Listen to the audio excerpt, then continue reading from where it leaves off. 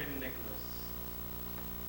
His official title is the Honorable Judge Graydon Nicholas, Lieutenant Governor of the Province of New Brunswick. Although many people know him simply as Graydon from his community, and it's truly a pleasure to have him. Mr. Nicholas received his Bachelor's of Science from St. Francis Xavier University, a Bachelor's of Law degree, and he became the first Aboriginal person to receive a law degree in the Atlantic Canada.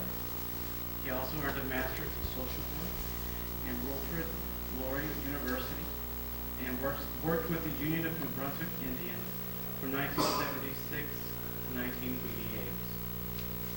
He also served as New Brunswick Provincial Court Judge for 18 years, advocated for New Brunswick Aboriginal communities, serving as a co-facilitator of New Brunswick's Aboriginal Task Force on Aboriginal issues.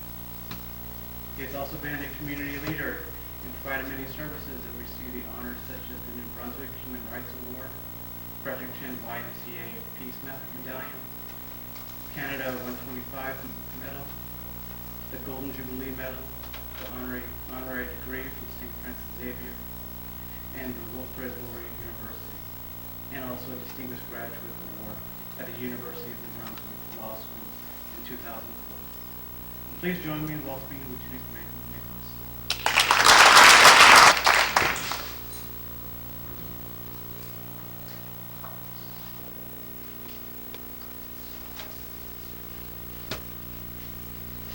Good evening, everyone.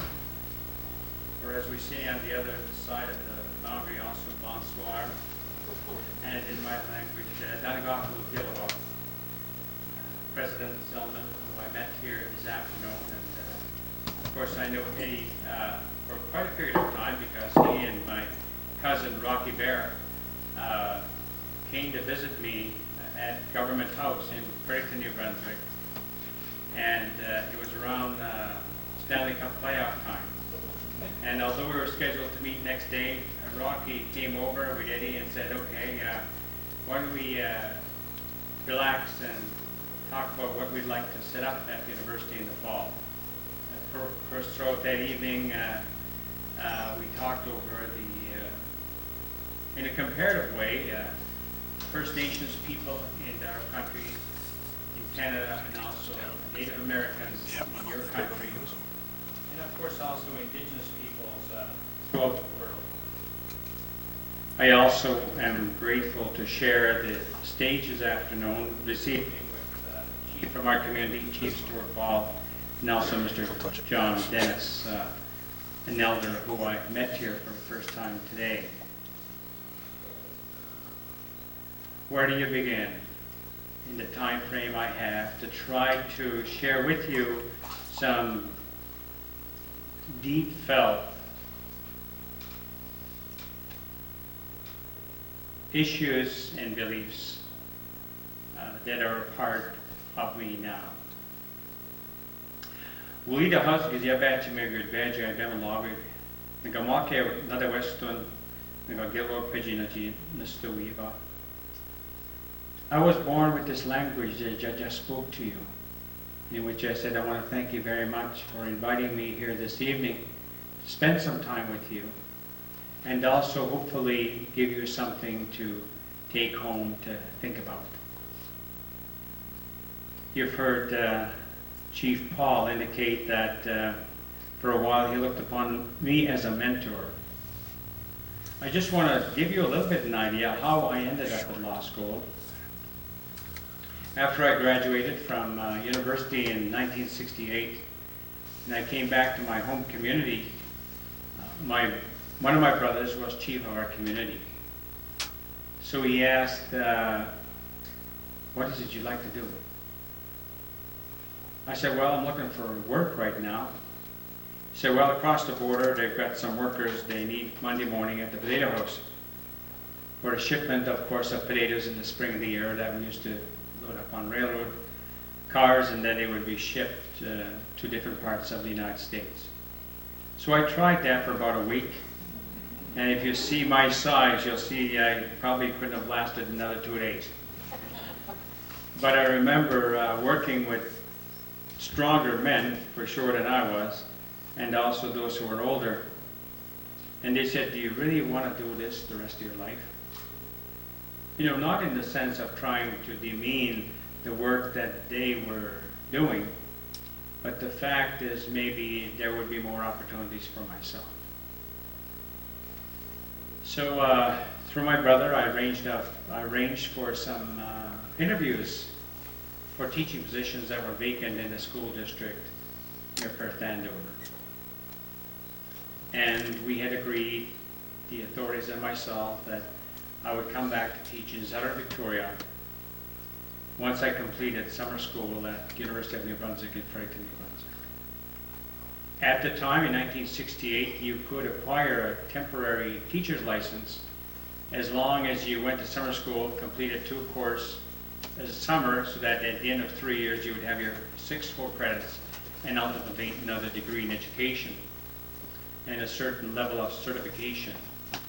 So sure enough, I went to summer school in the 1968, completed my classroom work, and just before I would begin exams on Monday morning, I traveled up to Perth Andover to try to finalize this nice teaching contract that I was going to sign and the big bucks I was going to earn. The contract was for $3,600, and probably for many that might be a week's or a month's salary now. But back then, $3,600 in 1960 was quite a bit of money. And in terms of relative value, the price of a Mustang was about $2,000. But I went that weekend full of energy, full of hope, and full of life. Prepared to put my name on that dotted line, in which I'll be teaching in Southern Victoria, where of course the students in my community were attending. I got there, and after discussions with the officials, it was unfortunate that the contract was never signed. So then, when I returned to campus on Sunday evening and wrote my exams the next few days to at least complete my coursework, the question arose, well, Graydon, what are you going to do now? I just happened to walk by this beautiful building on the campus of the University of New Brunswick, and I found out that that was the law school. So I asked a friend, well, how do you get into law school? He said, well, first of all, you have to apply, which I took that for granted. And then I went to the school the next day, and I asked, how do you get in here? And I remember the admissions people saying, well, why do you want to go to school so late in August? At this stage, in early August, when law school would open within 3 weeks. I said, well, I was supposed to be teaching. It didn't work out, so I'm looking for something else to do. And that was the only reason why I went to law school. Now, back then, if you were a student in science, the laws that you were interested in were science, mathematical laws. Never in mind, wildest imagination, or even any purpose to know how law was created. I had no interest in politics. I had no interest in the court system. I knew very little what a judge did. So that's how I entered law school in the summer of 1968. Learning a completely new way of education, a new way of learning, a new way of thought process. It was a very sharp learning curve for me. So when I eventually graduated in 1971, at the time I did not realize I was the first Aboriginal person to acquire a law degree. That never entered my mind. It was much later when other people said, do you know that? But interestingly enough, I articled up in Grand Falls, Grand Sault as they call it, not far from Limestone in Caswell, Maine. And after I articled, I got admitted to practice law in November 21st, 1971. Now, by then, of course, the media was a little bit more aware of who I was. So the headline on the next morning of the newspaper, provincial newspaper, after I got admitted was First Indian admitted to the bar. And so a lot of people, oh, we didn't realize you could go into a tavern. We didn't know that you're the very first Indian, you know, to be able to go and have a drink. Here it was 10 o'clock in the morning. My good friends on the Broadway and Grand Falls said, hey, let's go to Suzanne's. The first round is on us. And of course, I really did not have an interest in consuming alcohol because I just didn't drink. But anyway, so that was the climate in 1971.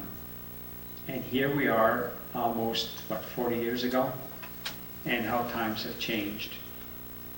Now, at least in Canada, there are close to 500 Aboriginal lawyers. In the United States, the number of attorneys in this country are not as high. You have more, however, involved in the political field in the United States than we would have in Canada. In fact, at one time, the Attorney General in the state of Colorado was a Native American. But through that process of my path of education, when I got involved in the political field, both nationally, and of course we always worked closely with our cousin tribes in the United States, we began to exchange information with one another. Not only in the area of legal identity, because the Supreme Court of the United States, since the 1820s, had rolled on that the tribes actually had the status of nationhood and sovereignty of a limited kind, although coming under the umbrella of the United States as, of course, an international nation. In Canada, that road still has not really been completed. It's true, politically speaking, in Canada, we use the term now First Nations. But First Nations being a very generic term, which really does not recognize the uniqueness, for example, of my brother here of the Mi'kmaq Nation, now recognized, of course, within your state as the Mi'kmaq Band, nor that of my own tribe, the Maliseet Nation, nor the Cree Nation, Anishinaabe, and the number of entities that exist in Canada. So it was in these meetings that we had with one another that we began to explore how do we work together. And out of that came, of course, the revival of what is called the Wabanaki Confederacy. Wabanaki literally just means the people of the dawn. In other words, the day starts first in the East Coast. In fact, there's a beautiful spot on top of Cadillac Mountain, not far from Bangor, where if you're on top of that particular mountain and you see the sunrise, it's a beautiful and a fantastic scene. I suppose it's better on top of Mount Washington, since that's the higher peak, or on top of Mount Carlton, which is the highest peak in our province in the Atlantic. So the people of the dawn, the different tribes that no longer exist, we say within New England, are tribes from the Maritimes, the Atlantic. We literally were all one family, one confederacy at one time before there was European contact. And so because of a confederacy, there were relationships that existed primarily for economic purposes, secondly, of course, for military purposes, and thirdly, of course, to share with one another our resources, be it the food that came from the land or from the waters, or of course other forms of knowledge. And so this Wabanaki Confederacy continues to meet at different areas. It actually goes back and forth between Canada and the United States. But it's a very important link, because out of that confederacy with so many tribes in New England and the Atlantic, there was then a connection with another confederacy with the tribes located in Quebec the Iroquois Confederacy, the Ottawa Valley, and also other confederacies throughout this land. And so this network is not widely known. What we see in history books, and that's fine, but we'll talk about, for example, the 5 civilized tribes, who of course were located in the Carolinas, Georgia, Florida.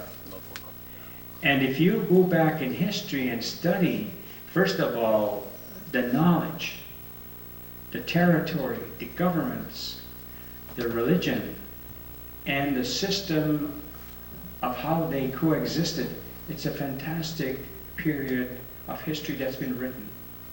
Now, not a lot of people have read or probably could even identify these 5 civilized tribes. They were civilized because, of course, they were so advanced in their knowledge, and they were also able to make the adjustments in contact with the Europeans that they came into contact with. Such so, at a certain stage, they were perceived, rightfully or wrongly, it depends on which side of the ledger you look at, they were perceived as a threat to the early colonies that existed in Virginia, Carolinas, and in that area of eastern seaboard, and of course with the early existence of your government, the United States of America. Such that a few very tragic events occurred. Probably you know the Trail of Tears, the dispossession of tribes. We think of the Cherokees, who were forced to walk in the dead of winter with very little on, and very few survivors who walked from that area of the United States along the seaboard, ultimately to Oklahoma. And that's quite a distance. So where now, of course, they thrive, they have survived, they've been able to make those adjustments as they were moved from one territory to the other. So why do I bring up these particular instances from our past? Already, of course, Mr. Dennis had told us about what his elders have taught him. We cannot forget our past in order to find out and to be able to accept who we are without shame, who we are without apology, who we are with the hope that together we can walk a new path and a new journey. And that's what's happening in my own country, in Canada, because of residential schools that have been mentioned. You know, at one stage in Canada, from 1884 right to 1952, if I was living at that time during that era, and I was invited to go and speak at a university as an Indian, and I held on to this beautiful eagle feather, I would be subject to imprisonment. If I had the good president of the university here act as my solicitor and try to advance my claims, he also would have been charged, because anyone who advocated the rights of First Nations in Canada also was subject to a charge and thrown in prison. So it makes you wonder why no one ever came forward to be our advocates. But it's understandable, the governments that enacted this legislation. Now, as strange as all that may sound, in the United States, of course, you have your land claims process, which was set up after World War I in the mid-1920s, in which a Land Claims Commission was created and set up in its early stages, debated, and finally, of course, it was set up in 1946. But again, to go through that painful process, and here in this very state, you went through that painful process of dealing with the major land claims of the Penobscots, the Passamaquoddies, and the Houlton Band of Indians in the 1980s. And you can see then, when people don't understand their history, they don't understand their rootedness, all of a sudden there is fear. All of a sudden there is this attitude, well, what makes you better than me? I'm not responsible for what my ancestors did, even though I may be enjoying the benefits of this trespass and this illegal disposition of what occurred to your ancestors. And of course, at the height, what we call the Red Power movement in this country, it was the assertion that going back to those 1820s, 1830s, when the Supreme Court of the United States, at the highest level, recognized nationhood. So you had people who were advocating then in the 1960s and the 1970s, literally called Red Power, saying, well, if we are a nation, then you better start treating us as a nation. The hallmarks of nationhood are, of course, citizenship, government, territory, and language. And each of the tribes in the United States, of course, had these four characteristics. But again, it was a very painful chapter in this state. For those of us that were observing it on the other side of that border in New Brunswick to see what was happening, we saw actually a lot of potential violence, a lot of potential threats. But as I say, in the academic halls of universities, what the Native Americans were saying and asserting was true. It was not accepted in the greater society because if you look back at your school systems, what were you taught about Native Americans in this country? What were you taught about the tribes in this state? What were you taught about the tribes in New England? Was it just about the tribes that were slowly diminished and eliminated in the United States out west? And yet, really, in our own background, we have such a rich history. And the same thing in terms of parallel is true of my own country. So this path of reconciliation that's occurring in our country now is trying to come to terms with the sad chapters of history, but not to allow those chapters to imprison us, not to allow those events disempower us, not to allow those facts to frighten us. Instead, it's how do we become liberated? And one thing I have experienced in my journey of acquiring knowledge, all the different universities I've attended, is knowledge is power.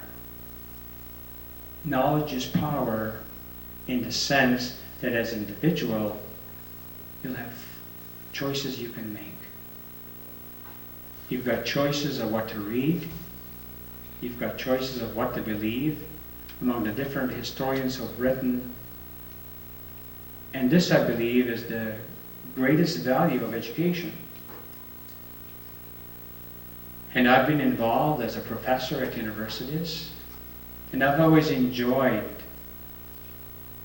the atmosphere of a classroom, because these young minds that come to us are open. These young minds that come to us challenge professors, challenge what they've read, challenge the documentaries that they've shown, challenge, of course, the very basis and core of who we are. And is that not the essence of education? Is that not what we send our children and our young daughters, our young sons to university to acquire knowledge? Knowledge that will help them, knowledge that will liberate them, knowledge so that they can stand on their own feet. And that's what I would encourage the students who are present here tonight to do. Go to the library. You know, I almost in a way am jealous of students today. Why? You have access to such information through the internet that we never knew existed. You don't even have to go to libraries anymore. I'd always get you a laptop. Make sure you're in the right zone, I guess, or whatever they call these. I don't even know the terms anymore. Anyway, it's an area where you've got free internet connection. Take advantage of that. learn. If professors in your university classes, or if, for example, other things, you come with other young people and they say, ah, you're crazy, what are you thinking about? Well, you've got that laptop, pop it up, start it and say, bang, there's information right there. I'm not making this up. I remember teaching at a university. I was teaching my students in the Aboriginal studies certain facts of history. And in law, you deal with factual situations. Either they exist or they don't. That's the pure and simple discipline of law. And so I set up these historical development of how treaties were signed between the British and my tribe or other European nations and the tribes in the United States. And I told the students, if you look at the early decisions of the United States Supreme Court, it's kind of interesting how they deal and tackle this issue. What is a treaty? What is a nation? What is a territory? Well, the answer to those questions, we're talking about 1820s, 1830s. Now, it took over 100 years in Canada for the jurisprudence, or I should say the history of law in Canada, to look at these precedents in American law and find out that they did not have to reinvent the wheel. Anyway, this particular political science professor, I guess, disagreed with what I was teaching the students, because another hour the students were transferring to his political science class, and when they brought up to him, you know, Graydon Nicholas is telling us that we're a nation. Graydon Nicholas is telling us that we signed treaties. Graydon Nicholas is saying that. All of a sudden, I became a subject of interest in the political science class, unknown to me. Well, in no uncertain terms, he told the students, well, I'm a political scientist, he's a lawyer, what do lawyers know? So I confronted this professor one time, and I said, look, I don't think it's in either of our best interests that we should try to, in any way, challenge one another's credentials. What you believe in is what you believe in. What I believe in is what I believe in. I'll reference my lectures and my teaching to the facts that I know. And what I'll do is I'll send you the same sources of information that I give to the students. Now, for you to rebut what I'm saying, I would also then appreciate reciprocity on your part. Tell me where your sources says that in the United States, tribes were never considered nations. Tell me where in the United States, tribes were not recognized for treaties. I said this mainly because in the United States Supreme Court, they said the only ones who could sign treaties are nations. France and England, France and Italy, Spain and Britain, and other nations signed treaties. And the Supreme Court said the word treaty does not come from an indigenous language. The word treaty does not come from the vocabulary of Native Americans. It is the language of diplomacy. And the language of diplomacy comes when nations treat each other as nations. I said, that's the basis of what I do. I never did receive a list from him. I don't know why. So I say that mainly if there are professors in the audience, again, I ask you, the sources of some of these concepts that are taught, where they come from, who wrote the history. Again, I want to welcome very much for this opportunity to be with you this evening. It's a great pleasure for me to be here because I have, of course, a close link with this area of Aroostook County. And today, as we were driving over from the border in Fort Fairfield, I told, my wife came with me, and Sylvan, of course, who is my companion on the road, real good man. I said, that's where we used to pick in the potato fields a number of times ago. I said, boy, what a back-breaking work. I said, I'm glad they got harvesters now. And also, of course, we used to, Presque Isle was a center of not only commercial activity, but it was also a major point. When my father worked in the southern part of the state, back in the 50s and 60s, he would arrive on Friday nights on that Bangor Rostick Railroad, and we'd go to the station on Friday nights and meet him there. And he would come, of course he'd have to go back on Sunday night or Monday morning, whichever it was. But he talked about the opportunities he was given for work in the United States. An opportunity that he never had in Canada. An opportunity for him to travel to different construction sites throughout New England. And he always spoke highly of this land of opportunity. In fact, I remember one year in 1962, my family actually lived in the United States for 1 year in Hanover, New Hampshire. And of course, Hanover, New Hampshire is the home of Dartmouth College. It's also where he was doing his construction. So I remember being exposed to the education system in the United States at, back then they called it the sophomore level. I'm not sure what terms they use now, whether it's grade 10 or sophomore. But I enjoyed it very much, and I got exposed to so many different cultures. When you go to school or you live in a university town, you see so many cultures, you see so many groups, so many linguistic groups, that you all live together. You all respect each other, and you all accept one another. That's my experience of your country. A land of opportunity, but also at the same time an opportunity to learn, an opportunity to explore. And I want to thank this institution also for extending their arms to the people of our community, whom Chief Paul has already expressed. And I want to wish you well into the future. And they also salute your country for one final thing before I sit down. Your country has recognized the month of November for Native Americans. That's wonderful. That's beautiful.